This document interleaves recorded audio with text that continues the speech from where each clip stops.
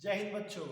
आज हम लोग इलेक्ट्रॉन, प्रोटॉन, न्यूट्रॉन के खोजकर्ताओं का नाम एक ट्रिक के माध्यम से, एक बहुत ही शानदार ट्रिक के माध्यम से देखेंगे और पूरी गारंटी है कि जीवन भर कभी वो भूलेगा नहीं। इसका क्वेश्चन कभी मिस नहीं होगा। आइए देखते हैं। ट्रिक हमारा है ईटा पर नाच, और पूरी उम्मीद है कि इतना आसान ट्रिक ईटा पर नाच। ईट हम लोग देखते हैं, उस पर कुछ ना कुछ एक कीट बैठा हुआ है और नाच रहा है। इसी कंसेप्ट को, इसी को कल्पना करते हुए हम इस ट्रिक को याद रखेंगे और इस ट्रिक से तीनों के इलेक्ट्रॉन, प्रोटॉन, न्यूट्रॉन की खोजकर्ताओं का नाम हम याद रख सकते हैं काफी लंबे समय तक। इसको ईटा पर नाच समझने के लिए हमको ये समझना पड़ेगा कि पदार्थ जो होता है छोटे छोटे कणों से मिलकर बना होता है। उन छोटे कणों को हम अणु कहते हैं। पदार्थ छोटे छोटे कणों से, उन कणों को अणु कहते हैं, अंग्रेजी में उसे मॉलिक्यूल कहते हैं। फिर क्या हुआ, अणु भी छोटे छोटे कणों से मिलकर बना होता है, जिसे हम परमाणु कहते हैं, अंग्रेजी में उसे एटम्स कहते हैं। फिर क्या हुआ, एटम भी दो पार्ट यानी दो हिस्सों से मिलकर बना होता है।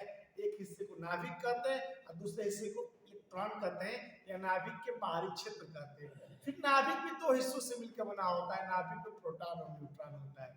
इस तरह हम देख लें, प्रत्येक पदार्थ के तीन सूक्ष्म कण हो गए, जिनका नाम हो गया प्रोटॉन, न्यूट्रॉन और इलेक्ट्रॉन, या इलेक्ट्रॉन, प्रोटॉन, न्यूट्रॉन हो गया।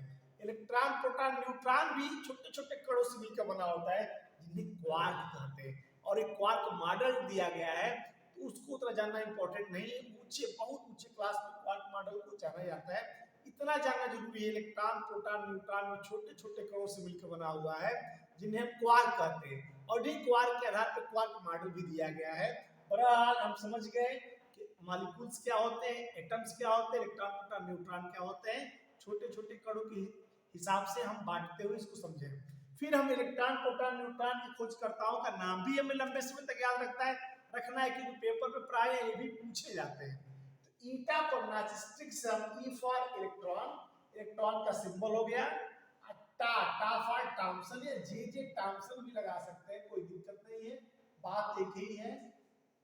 थॉमसन में थॉमसन ट्रिक रहेगा तो थॉमसन ट्रिक कर देंगे ईटा पर। अब इलेक्ट्रॉन जो होता है, अभी चार्ज वगैरह भी देखेंगे।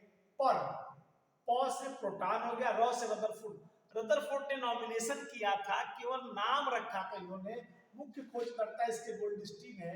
ध्यान देंगे प्रोटॉन वाले केस में कि गोल्डस्टीन का नाम अगर है तो गोल्डस्टीन को फर्स्ट प्रायोरिटी रखेंगे। रदरफोर्ड का गोल्डस्टीन नहीं है तो रदरफोर्ड वहां पे सेकंड प्रायोरिटी, यानी तब ऑप्शन रदरफोर्ड वाला सही होगा। नाच न्यूट्रॉन, न से न्यूट्रॉन और च से चैडविक। नाच वाले में न्यूट्रॉन हो गए, एन से चैडविक से खोजकर्ता हो गए।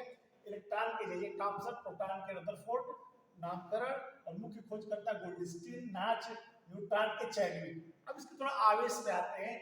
इलेक्ट्रॉन का जो आवेश negative charge, e for negative, e for e ये निगेटिव, ई देखिए इसमें दो बार है, इसमें निगेटिव में दो बार ई है, इसलिए ई फॉर निगेटिव ट्रिक के माध्यम से याद रखेंगे लंबे समय तक।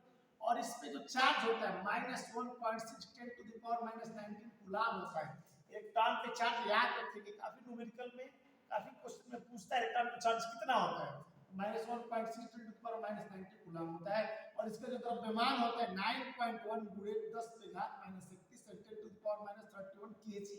द्रव्यमान को केजी में, आवेश को कूलाम में। प्रोटॉन क्या है, proton P for positive, positive charge होता है, कितना होता है, जस्ट इलेक्ट्रॉन के बराबर होता है। तभी तो कोई धातु, कोई मेटल हमें न्यूट्रल छूने पे, लोहा को छूने पे लाइट नहीं मारता है। यानी जितने नाभिक में प्रोटॉन होंगे, नाभिक के बाहर उतने ही इलेक्ट्रॉन होंगे, दोनों मिलकर एक दूसरे के न्यूट्रल। आप कोई टच करिए, अगर इलेक्ट्रिक सप्लाई नहीं हम दिए, किसी धातु, किसी मेटल को टच करते हुए आपको झटके, लाइट का एहसास है, आवेश का एहसास नहीं होता है। प्रोटॉन पॉजिटिव ठीक इसके बराबर, +1.6 10 टू द पावर -19 कूलाम। इसका द्रव्यमान जो होता है 1.67 10 टू द पावर -27 केजी। यह प्रोटॉन इलेक्ट्रॉन से क्या है, यह प्रोटॉन इलेक्ट्रॉन से थोड़ा सा भारी है, याद रखेंगे इस चीज को, क्योंकि माइनस में है तो हल्का होगा। और न्यूट्रॉन पे आते हैं। न्यूट्रॉन के आविष्कार खोजकर्ता के चैडविक थे, और ये उदासीन होता है, न्यूट्रल, इसीलिए इसका नाम न्यूट्रॉन रखा गया। जेम्स चैडविक ने इसका आविष्कार किया था 1932 में, इसके नोबेल प्राइज भी इनको मिला था। और ये शून्य आवेश होता है, इसका द्रव्यमान लगभग प्रोटॉन के द्रव्यमान के बराबर होता है। इस प्रकार हमने तीनों को देखा, इलेक्ट्रॉन, प्रोटॉन, न्यूट्रॉन, तीनों खोजकर्ताओं को देखा, तीनों सूक्ष्म कणों के आवेश को समझा और द्रव्यमान को हमने समझा और एक पैटर्न को समझा, किस तरह पदार्थ मिल मिलकर कैसे कैसे उनका कॉन्फ़िगरेशन किस तरह से व्यवस्थित होकर के कैसे पदार्थ बने होते हैं। इस प्रकार हम इसको लंबे समय तक याद रख सकते हैं।